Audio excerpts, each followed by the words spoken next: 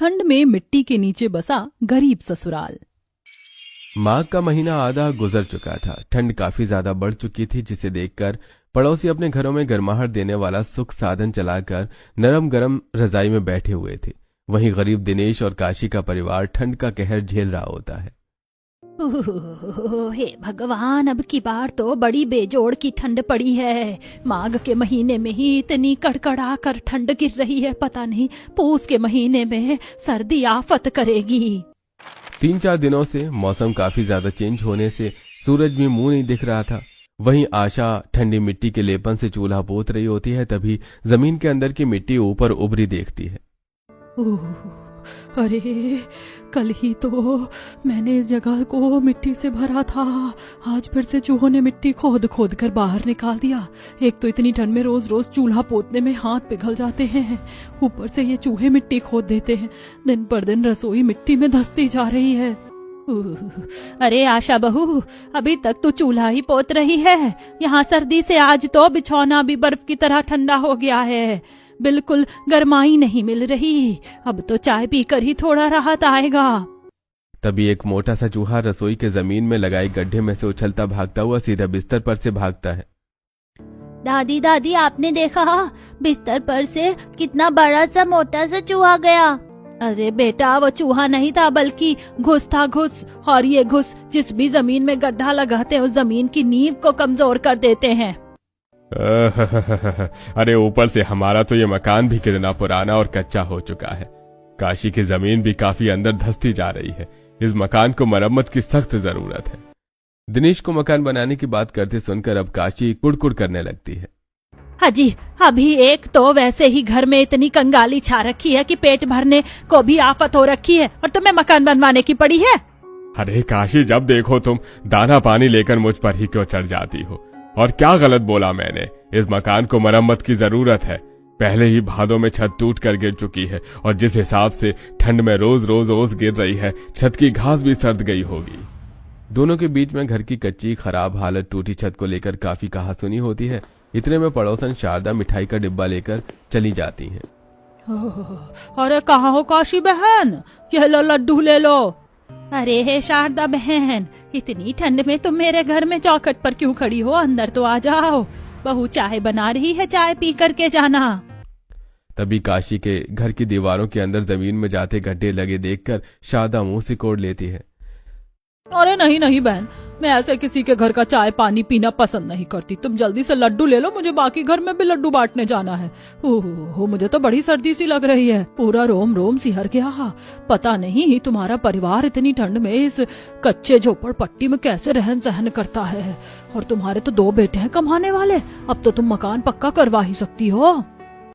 शारदा काशी के घर की दुर्दशा देखकर भी जानबूझकर मकान पक्का करवाने को बोलबाजी मारती है, जिसे कंचन गुस्से से जवाब देती है। आंटी जी, अब क्या करें? हमारे पास आपके घर जितनी मोटी कमाई नहीं है ना। जब हमारे पास पैसा होगा तो हम भी अपने घर में काम लगवा लेंगे। काशी बहन, बुरा मत मानना, लेकिन तुम्हारी लड़की ना 1 नंबर की मुंहजोड़ है। जवाब तो इसके मुंह पर होता है। अरे मैं तो यहाँ अपने घर की खुशी में लड्डू बांटने आई थी। मेरे बेटे नितेश का रिश्ता लग गया, इसीलिए मैं तो तुम्हें यही सलाह दूंगी कि 2-4 लाख रुपए खर्च करके पहले मकान बनवा लो, फिर मैं तुम्हारे बेटे के लिए बढ़िया मोटी पार्टी देकर रिश्ता करवा दूंगी। अच्छा, मैं चलती हूँ। इतना बोलकर शारदा लड्डू देकर चली जाती है, लेकिन उसकी कही बात काशी के दिमाग में बैठ जाती है। भले ही शारदा के बोलने का तरीका थोड़ा कड़वा था, लेकिन बात उसने ठीक बोली है। आज की डेट में गरीब से गरीब लड़की वाला भी घर द्वार देखकर ही रिश्ता करता है। मैं तो कहती हूँ 2-4 लाख खर्च करके पहले मकान बनवा लेते हैं, उसके बाद हम प्रदीप की शादी धूमधाम से करेंगे। माँ, तुम भी किनकी कही बातों में आ रही हो? इन शारदा आंटी की तो आदत है, जहाँ कहीं मौका मिलता नहीं कि बस डींगे हाँकना शुरू कर देती हैं। और माँ जी, अब समय भी बदल चुका है। देवर जी का ऐसे कहीं रिश्ता करने से पहले हमें एक बार उनसे उनकी मर्जी भी पूछ लेनी चाहिए। क्या पता उनके जीवन में पहले से ही कोई लड़की हो। अरे इतनी देर हो गई, इंतजार करते करते पता नहीं अंजलि कहाँ रह गई, अभी तक नहीं आई। क्यों नहीं आई? ठंड में रोड पर खड़ा प्रदीप अपनी गर्लफ्रेंड अंजलि का वेट कर रहा होता है। सर्दी की वजह से पूरे सड़क पर सन्नाटा छाया हुआ था। तभी कोहरे में एक महंगी सी गाड़ी आते हुए दिखती है। गाड़ी का शीशा नीचे करते हुए अंजलि कहती है, प्रदीप, जल्दी से गाड़ी में आकर बैठ जाओ। अरे तो आ ही गई मेरी लेट लतीफ मोहतरमा जी। इस बंदे पर थोड़ा तरस तो खा लिया करो। इतनी कड़कड़ाती ठंड में पिछले 2 घंटे से तुम्हारा वेट कर रहा हूँ। थोड़ा और अच्छे तरीके से लेट लग जाती, तब तक आती जब मेरी कुल्फी जम जाती सड़क पर खड़े होकर। अच्छा सॉरी ना बाबा, माफ कर दो मुझे प्लीज, और अपनी पसंदीदा लड़की के लिए थोड़ा वेट तो कर ही सकते हो। एक्चुअली मैं ऑन टाइम घर से निकल रही थी, लेकिन डैडी ने मुझे ब्रेकफास्ट के लिए रोक लिया था। चलो कोई बात नहीं। वैसे हम कहाँ जा रहे हैं? बस थोड़ा सा पेशेंस रखो, अभी पता चल जाएगा। इतना कहते हुए अंजलि प्रदीप को स्टारबक्स कॉफी शॉप में लेकर जाती है। दरवाजे के बाहर 2 दरबार अंदर जाने वाले लोगों की खातिर में खड़े थे। तुम अंदर चलो, मैं कार पार्क करके आती हूँ। अच्छा ठीक है, जल्दी करना। प्रदीप गाड़ी से नीचे उतरकर असहजता से अंदर की तरफ जाने लगता है। दरवाजे के आगे खड़े दरबार उसका गरीब हुलिया देखकर उसे रोक देते हैं। अबे ओ भाई, अंदर कहाँ गुस्सा चला जा रहा है? तुझे पता है कहाँ खड़ा है? स्टारबक्स कॉफी शॉप है ये। यहाँ केवल बड़े बड़े लोग कॉफी पीने आते हैं। तुम जैसे 2 कौड़ी के गरीबों की तो यहाँ पर कूड़ा चुनने की भी औकात नहीं है। उस दरबान के जलील करने पर प्रदीप को शर्मिंदगी महसूस होती है। उन दोनों को खराब लहजे में प्रदीप से बात करते देखकर अंजलि को काफी ज्यादा गुस्सा आ जाता है। हाउ डेयर यू, तुम्हारी हिम्मत कैसे हुई इनसे ऐसे बात करने की? क्या तुमने बाहर टैग लगा रखा है कि इस स्टारबक्स कॉफी शॉप में केवल अमीर ही जा सकते हैं, गरीब नहीं जा सकता? जब तुम्हें इस तरह की पार्शियलिटी जैसी चीज करनी है तो फिर ये कॉफी शॉप बंद कर दो। माफ कर दीजिए मैडम, हमें नहीं पता था कि ये साहब आपके साथ आए हैं। अरे कोई बात नहीं अंजलि, जाने दो, हो जाता है कभी कभी। चलो अंदर चलते हैं। कॉफी शॉप के अंदर आकर अंजलि जल्दी से कॉफी ऑर्डर करती है। वहीं चारों तरफ चमचमाती टेबल पर अमीर अमीर कॉफी पीते दिख रहे थे और अंदर काफी ज्यादा गर्माहट थी। कुछ ही देर में कॉफी आ जाती और दोनों कॉफी पीते हैं। प्रदीप क्या हुआ, तुम इधर उधर क्या देख रहे हो? कॉफी ठंडी हो रही है, टेस्ट तो करो। यहाँ की कॉफी बहुत ज्यादा टेस्टी है। वाकई काफी अच्छी कॉफी है। पैसे खर्च करने पर क्या चीज अच्छी नहीं मिलती। और एक हम जैसे गरीबों की जिंदगी देख लो, सारी जिंदगी 2 वक्त की रोटी, कपड़ा और मकान जोड़ने में ही गुजर जाती है। मुझ जैसे गरीब की तो औकात भी इतनी नहीं है कि मैं कभी इस जगह को अंदर से देख पाता। ये तो तुम्हारी बदौलत में यहाँ बैठकर कॉफी पी रहा हूँ। अंजलि, तुम्हारे पापा ने अपनी जिंदगी में सब कुछ हासिल कर रखा है, इतना बड़ा बंगला बनवा रखा है, और तुम अपने पिता की इकलौती बेटी हो। जितने का तुम्हारा एक कमरा है उसे आधी जग में मेरा छोटा सा घर बना है, और मेरा पूरा का पूरा परिवार उसी में रहता है। तुम मेरे परिवार में कैसे रह पाओगी, कैसे एडजस्ट करोगी? ऐसा कहते हुए प्रदीप अपनी गरीबी के चलते अंजलि के आगे काफी ज्यादा अनकंफर्टेबल हो जाता है। प्रदीप, मैंने तुमसे तुम्हारी गरीबी देखकर नहीं बल्कि तुम्हारा दिल देखकर प्यार किया है। और रही बात गरीबी की, तो मेरी बस इतनी इच्छा है कि शादी होकर जब मैं तुम्हारे घर में आऊं तो मेरे ससुराल में हर एक लोग हमें एक्सेप्ट कर ले। क्योंकि घर मकान तो फिर भी बन जाता है, लेकिन सबसे ज्यादा मुश्किल है एक परिवार के दिल में जगह बना पाना। अंजलि की फैमिली क्यों लेकर चलने की सोच देखकर प्रदीप की चिंता खत्म हो जाती है।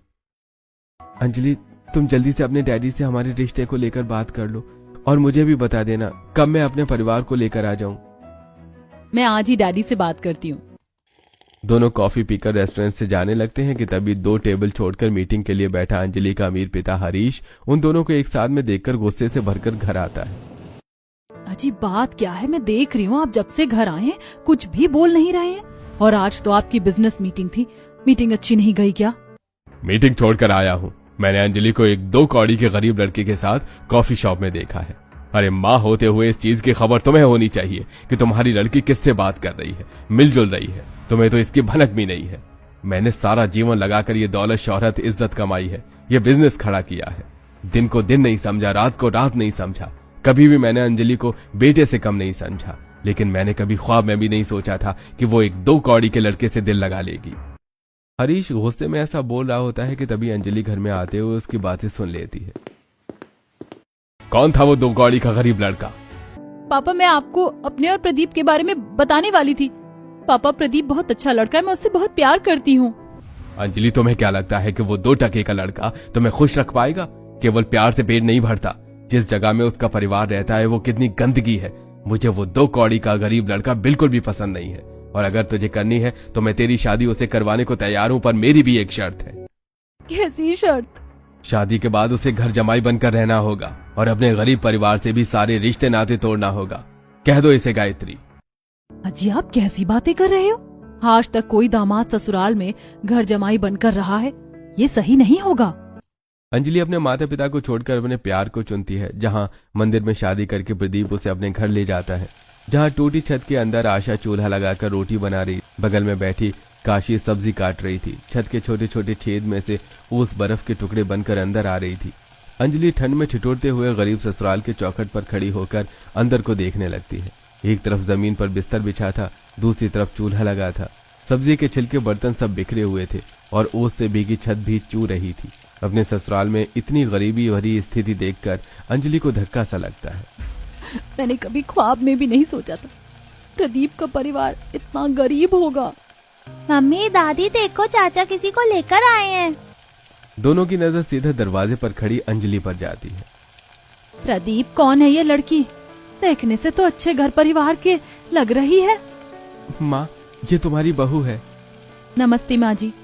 खुश रहो बेटी। क्या इसके माता पिता को पता है कि तुमने शादी कर ली? नहीं माँ, वो हमारी शादी के खिलाफ है। पर माँ, मैं अंजलि के बगैर नहीं रह सकता, इसलिए हमने शादी की। इतनी ठंड में कुड़कुड़ाता हुआ प्रदीप का बड़ा भाई दिवाकर भी आ जाता है। ये तूने क्या किया प्रदीप? तुझे पता भी है इस लड़की से शादी करके तूने हमारे पूरे परिवार पर परेशानी मोल ले ली है। शहर के जाने माने बिजनेसमैन हरीश सक्सेना की बेटी है ये। दिवाकर की बात सुनकर पूरा गरीब ससुराल अब सहमा हुआ काफी ज्यादा खौफ में दिख रहा था। भैया, माँ जी, आप लोग चिंता मत कीजिए। पापा मुझसे बहुत प्यार करते हैं। वो मुझसे ज्यादा देर तक खफा नहीं रह सकते। वो हमारी शादी के लिए भी मान जाएंगे। अंजलि की बात सुनकर सभी गहरी सांस भरते हैं। काशी अंजलि का गृह प्रवेश करती है और जैसे तैसे ठंड में अंजलि टूटे छत वाली कमजोर घर में रात काटती है। अगले दिन वो सुबह सबसे ठंड में उठकर मिट्टी से आंगन पोत रही होती है। तभी आशा आती है। देवरानी जी, आप रहने दीजिए। आपको आंगन की लिपाई करने को किसने कहा था? मैं हूं ना। पर दीदी, अब मैं भी इस घर की बहू हूँ और बहू होते हुए इस घर को संवार कर सहेज कर रखना मेरा धर्म है। आशा भाभी, चलिए जल्दी से चलकर लकड़ी चुनकर लेकर आते हैं। कंचन, आशा दीदी, आप दोनों कहाँ से लकड़ी लेकर आएंगे? मैं भी आपके साथ चलती हूँ। भाभी, हम जंगल से लकड़ी बीन कर लाते हैं, तब जाकर खाना बनता है। चलिए दीदी, मैं भी आप दोनों के साथ जंगल चलती हूँ।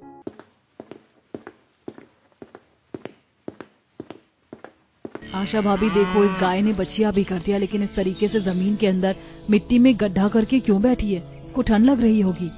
कंचन, हमारे मुकाबले जीव जंतु की खाल मौसम के हिसाब से ढल जाती है। ठंड के मौसम में जानवरों को जमीन के अंदर मिट्टी में गर्माहट मिलती है, इसीलिए वो जमीन में गड्ढा करके रहते हैं। अंजलि बड़े प्यार से उस गाय के बछिया को देखती है जिसे गाय जीभ से चाटकर प्यार जता रही थी।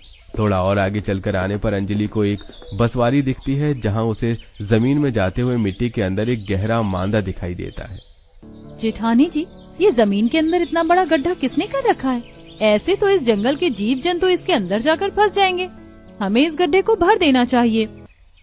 अंजलि ऐसा कहते हुए मांद की तरफ बढ़ने लगती है। तभी उसमें से तेंदुए का दूध पियाऊ बच्चा चलकर बाहर निकलते दिखता है। तेंदुए का बच्चा देखकर कंचन, आशा खौफ से भर जाती हैं। आशा भाभी, इस बसवारी के अंदर तो तेंदुए ने मांद लगा रखा है, कहीं इसकी माँ बाहर ना निकल जाए। चलिए यहाँ से चलते हैं। हाँ चलो, हम जंगल के दूसरे हिस्से से लकड़ी बीन लेंगे। देवरानी जी चलिए। तीनों डरते डरते पैर दबाकर जमीन के मिट्टी के अंदर जाते मांद से आगे आ जाती हैं, जहां ठंड में ठिठुर कर ओस से भीगी लकड़ी को बीन कर उसकी गठरी लेकर घर आ जाती हैं, जहां अंजलि सभी को पूरे दिलों से मन से पहली रसोई में पूरी सब्जी बनाकर सबको खिलाती है। बहुत ही खस्ता पूरी सब्जी बनाई है तुमने। अरे ठंड के मौसम में यह पूरी पकवान खाकर तो मन खुश हो जाता है। पापा जी, और पूरी लीजिए ना। अरे नहीं बहू, सारी पूरी अपने ससुर की थाली में ही दे दोगी तो तुम खुद क्या खाओगी? ये लो, खा लो। काशी अपने हाथों से कौर बनाकर अंजलि को खिलाती है, जिससे उसकी आंखों में खुशी के आंसू आ जाते हैं। तो वहीं दूसरी तरफ गायत्री हरीश के लिए गर्मा गर्म खाना बनाकर लाती है। अजी चलिए, उठकर जल्दी से खाना खा लीजिए। सब चीज आपके मनपसंद की बनाई है। मुझे भूख नहीं है गायत्री, खाना ले जाओ। अजी अब तो गुस्सा थूक दो। हमारी अंजलि अपने ससुराल में बहुत सुखी से रह रही है। मैंने हमारे नौकर शाम को देखने के लिए भेजे थे। भले ही उसके ससुराल वाले गरीब हो, लेकिन हमारी अंजलि वहाँ खुश है। अब उसे माफ कर दीजिए, आखिर वो हमारी बेटी है। अरे वो तो मेरे लिए सदा सदा के लिए उसी दिन मर गई, जिस दिन वो उस 2 टके के लड़के के लिए अपनी बाप की चौखट लांग कर चली गई। मैं उनकी ईंट से ईंट बजा के रख दूंगा। अपनी झूठी शान और इज्जत में चूर होकर हरीश अपनी अमीरी के दम पर दाव पेच लगाकर गरीब ससुराल वालों से उनकी जमीन जब्त कर लेता है। कुछ दिन बाद अरे पापा जी आप यहाँ? नमस्ते माँ, भाभी अंजलि के पिता हैं। अरे समधी जी, आप चौखट पर बाहर क्यों खड़े हैं? भीतर तो आइए। आशा बहू जल्दी से नाश्ते पानी की व्यवस्था करो। तभी ठंड में थरथराते हुए अंजलि घास लेकर आती है। पापा, आप यहाँ पर? मुझे पता था आप ज्यादा दिन मुझसे नाराज नहीं रहेंगे, मुझे माफ कर देंगे। अंजलि मेरी बच्ची, ये ख्याल रखा है तुम लोगों ने मेरी बेटी का? आज तक उसने खुद से एक गिलास पानी भी नहीं पिया और तुम लोगों से इतनी ठंड में घास मंगवा रहे हो। मैं अपनी बेटी को हमेशा के लिए लेने आया हूँ। अरे बस कीजिए, आप अंजलि के पिता हैं इसलिए मैं आपकी इज्जत कर रहा हूँ। आप मेरे ही घर पर खड़े होकर मेरे परिवार का अनादर कर रहे हैं। अरे बरखुरदार, जिस जगह इस वक्त तुम खड़े हो वो जमीन अब मेरी है, क्योंकि मैंने इस जमीन को दुगना पैसा देकर खरीद लिया है। इस ठंड के मौसम में मैंने भी तुम लोगों को दर दर की ठोकर नहीं खिलाई तो देखना।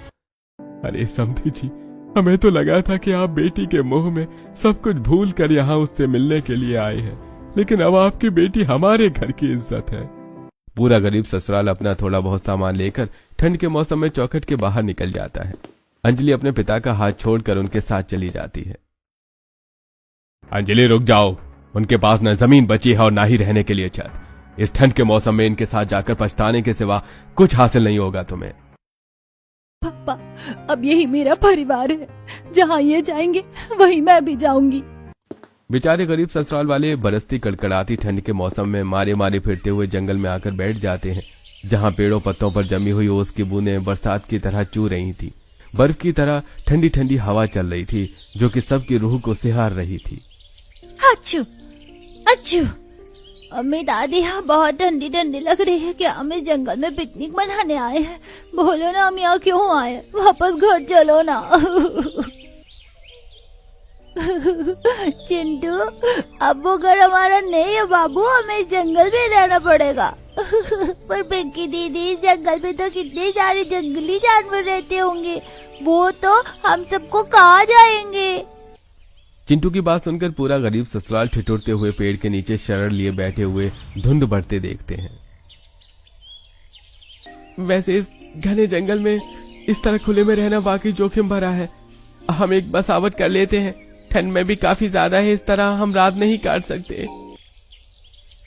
पर भैया, दिवाकर भैया, इतनी तेज हवा चल रही है, ऐसे में तंबू भी कहाँ टिकेगा।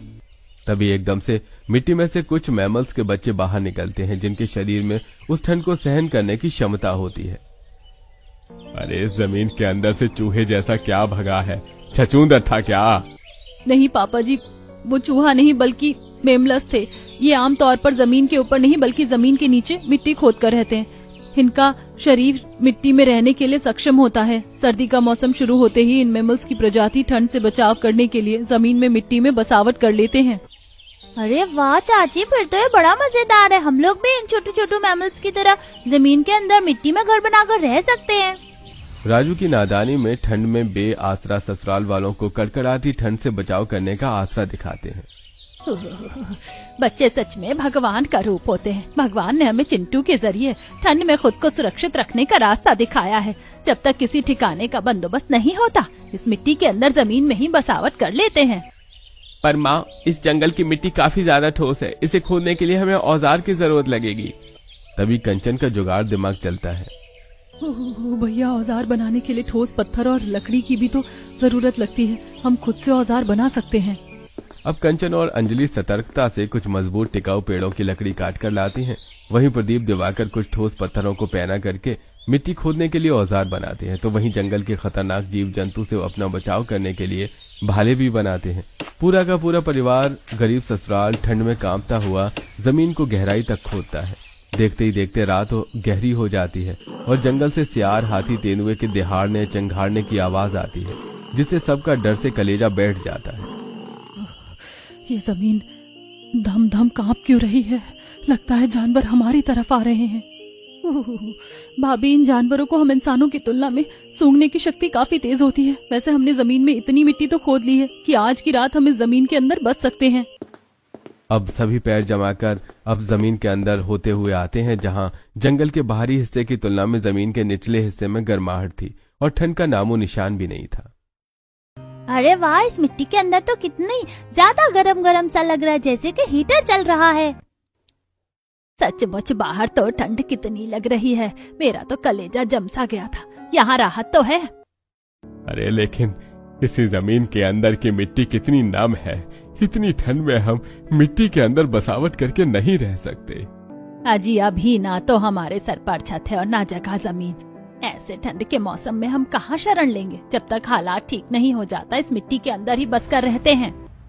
पूरा ससुराल कहर ढाती ठंड में मिट्टी के निचले हिस्से में बैठे बैठे सुबह करते हैं। तब सूरज की किरण फूटने पर धूप निकलती है। हल्की हल्की धूप में अब जमीन गर्म होती है और मिट्टी के नीचे बसे ससुराल वालों को थोड़ी गर्माहट मिलती है। सभी बाहर निकलते हैं। अच्छा, हम दोनों नदी पर जा रहे हैं, देखते हैं अगर थोड़ी बहुत मछली मिल गई तो मारकर बाजार में बेच कर आएंगे। दोनों भाई मछली पकड़ने की तलाश में भटकते भटकते आखिरी भाग में आते हैं, जहां धीरे धीरे जंगल में पड़ी धुंध साफ होती है। तभी उन्हें एक गड्ढा दिखता है जिसमें बड़ी बड़ी पानी के ऊपर चलते दिखाई देते हैं। किनारों पर हरी भरी घास उपजी थी। भैया देखो, इस गड्ढे में तो कितनी बड़ी बड़ी मछली हैं। लगता है काफी समय से इस गड्ढे में किसी ने मछली मारी नहीं है, इसमें से खूब मछली निकलेंगी। अब दोनों ठंडे ठंडे मिट्टी वाले पानी में अंदर उतरते हैं। अरे इस ठंडे गड्ढे का पानी कितना ज्यादा जम रखा है, ऐसा लग रहा है। कुछ ही देर में दोनों मछलियों को पकड़कर अब टोकरी में भरते हैं और वहीं किनारों पर उपजे साग को बेचने के लिए तोड़कर बाजार ले जाते हैं। वहीं दोनों बहुएं ठंड में अपने मिट्टी के नीचे के बसावट से ऊपर आकर सूखी पुआल ढूंढने लगती हैं। ओह, पूरा जंगल तो ओस से तर हो रखा है, यहाँ पर सूखी पुआल कहाँ मिलेगी? यदि हमें मिट्टी के नीचे उस नम जमीन में बसावट करके रहना है तो बिस्तर करने के लिए सूखा पुआल चाहिए ही होगा। दोनों ठंड में कुड़कुड़ाते हुए जंगल के बाहर एक खेत में पहुंच जाती हैं, जहां कुछ लोग कड़कड़ाती ठंड में गेहूं की फसल की कटाई कर रहे होते हैं, जहां खेतों में सूखी भूसी पड़ी होती है। जेठानी जी देखिए, इस खेत में कितनी सारी सूखी भूसी है। इसे हम अपने मिट्टी के नीचे वाले बसावट को लीप कर सुखा सकते हैं, जिससे गर्माहट हो जाएगी। पर क्या पता वो उनके काम का हुआ, एक बार मांग कर देख लेते हैं। दोनों कांपते थरथराते हुए खेत के मालिक के पास आती हैं। भैया जी, अगर ये सूखी भूसी आपके काम की नहीं है तो क्या हम ले लें? हाँ बहन, तुम चाहो तो वैसे भी अभी मेरे खेत में आधी फसल कटाई के लिए बची हुई है। अगर तुम दोनों फसल कटवा पिटवा दोगी तो मैं तुम्हें थोड़ा अनाज और सूखी दे सकता हूँ। उस खेत वाले की बात दोनों को ठीक लगती है। अब दोनों ठंड में खेत की फसल काटते हैं, जिसमें सर्दी में उनके हाथ भी सुन्न हो जाते हैं। फिर दोनों फसल पीट कर अपना काम पूरा करती हैं, जिसके बदले में खेत का मालिक उन्हें काफी सारा अनाज पुले भी देता है, जिसके बोझे लेकर दोनों मिट्टी के नीचे बसे ससुराल में आती हैं, जहां काशी मिट्टी का चूल्हा बना रही होती है और कंचन कुछ जंगली सब्जियां तोड़कर ले आई होती है। भाभी, आप दोनों आ गई। ये देखिए, माँ ने चूल्हा बना दिया है और मैं कुछ सब्जी अभी तोड़कर जंगल से ले आई हूँ। मम्मी, मुझको बहुत जोर की भूख लगी है, जल्दी से खाना बनाकर दे दो, कल से कुछ नहीं खाया। हाँ मेरा लाल, बस अभी अभी मैं गर्मा गर्म खाना बना कर देती हूँ। अब दोनों बहू चूल्हा जोड़कर खाना बनाती हैं, वहीं कुछ हिस्से में पूले से बिस्तर लगाती हैं। इतने में दोनों के पति भी मछली बेचकर खाने पीने और गर्म कपड़े लेकर आते हैं। इसी तरह कुछ समय बीत जाता है। गरीब ससुराल वालों का ठंड में मिट्टी के नीचे बसावट करके रहन सहन जारी था। वहीं ठंड और भी ज्यादा बढ़ जाती है, जिससे धूप जरा भी नहीं निकलती, जिससे नीचे की मिट्टी नम ठंडक भरी रहने लगती है, जिसकी वजह से मिट्टी के नीचे रह रहे सभी जीव जंतु वहां से निकलकर ठोस पेड़ों में गड्ढा लगा लेते हैं। और वहीं काशी और दिनेश से सर्दी सहन नहीं होती, जिसकी वजह से वो बीमार पड़ जाते हैं। तब गायत्री और हरीश अपनी बेटी और उसके ससुराल वालों को ढूंढते हुए जंगल आते हैं। अरे आप सब लोग मुझे माफ कर दीजिए। अपनी झूठी शान और नाक ऊंची रखने के चलते मैंने आप लोगों की जमीन पर, घर पर सब कुछ छीन लिया।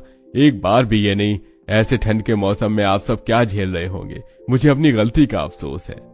हरीश के आंसुओं में उसकी करनी का पछतावा दिख रहा था, जिससे गरीब सीधे मन वाले ससुराल वाले उसे माफ कर देते हैं। वहीं अंत में वो उन्हें जमीन लौटाकर पक्का मकान तैयार करवाकर उनकी मदद भी करता है, जिससे गरीब ससुराल वाले ठंड में मिट्टी के नीचे की बसावट को छोड़कर अपने घर में आ जाते हैं।